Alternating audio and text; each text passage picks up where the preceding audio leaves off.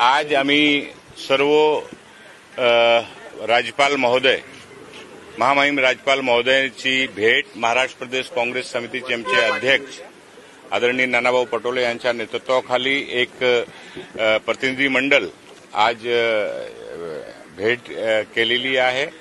आणि अनेक विषयावर जे नानाभाऊंनी आता सांगितले आहेत त्या विषयावर विस्तारपूर्वक चर्चा झालेली आहे आणि विशेष म्हणून पवई येथे जय भीम नगर पवई हिरानंदानी एरियामध्ये जय भीम नगर अंदाजे 650 कुटुंबाची एक वस्ती गेल्या 3 पिढ्यापासून तिथे राहत आहे आणि त्यांना अचानक 6 तारीखला महानगरपालिका पवई पोलीस ठाणे स्थानीय नेते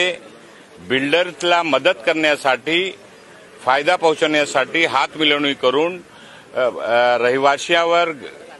डोर टू डोर घराघरामध्ये जाऊन त्यांना बाहेर काढून त्यांच्यासोबत मारहाण करून अनेक त्याची अशी प्रकारची व्हिडिओ आणि क्लिप आणि लोकांची तक्रार अशी प्राप्त झालेली आहे की त्यांनी केलेला आहे आणि या पावसाळ्याच्या काळामध्ये 650 पेक्षा जास्त लोकांना बेघर करण्याचं काम महानगरपालिका आणि पोलीस आणि बिल्डरच्या लोकांनी मिळून केलेलं आहे। त्याचा आम्ही निषेध केलेला आहे। आमची मागणी आहे महामहिम राज्यपाल महोदयशी आम्ही सगळे भेटलो त्या विभागाचे रहिवासी जय भीम नगरचे सोबत होते ते सुद्धा त्यांनी आपली जे घटना घडली आहे क्रमवाईज त्यांनी सांगितलेलं आहे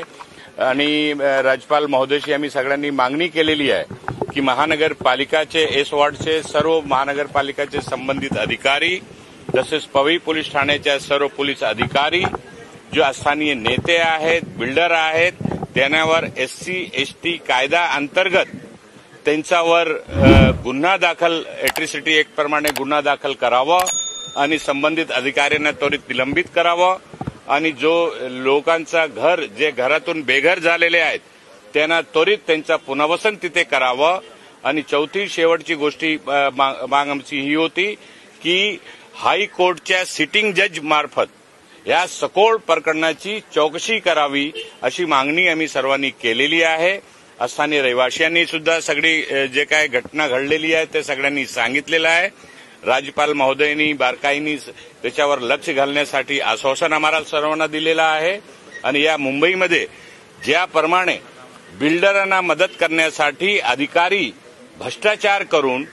गरीब लोकांची वस्ती उजाडण्याचं काम करतायत त्यांच्यावर कठोर कारवाई सरकारच्या माध्यमातून झाली पाहिजे अशी मागणी आम्ही सर्वांनी केलेली आहे।